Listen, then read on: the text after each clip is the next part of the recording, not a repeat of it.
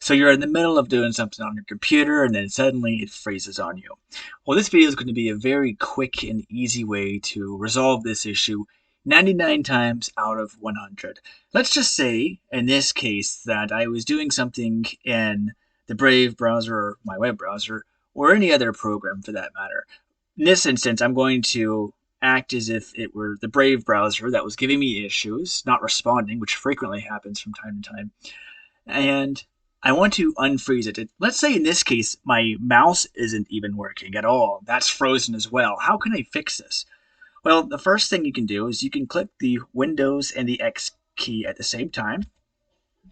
And then you can see a list of options to select from. The first thing that you will want to go ahead and do is you can actually just click the down button. You don't need your mouse for this.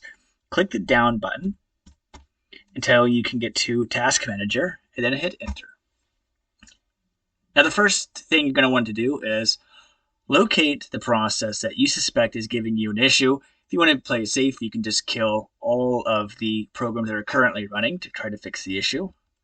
So in this case, I suspect it's going to be the Brave browser that's giving me an issue. So as you can see, I clicked the down button. I've highlighted the Brave browser. I'm going to go ahead and click the delete key. And as you can see, it's killed that process. Now, let's just say hypothetically that this did not fix the issue.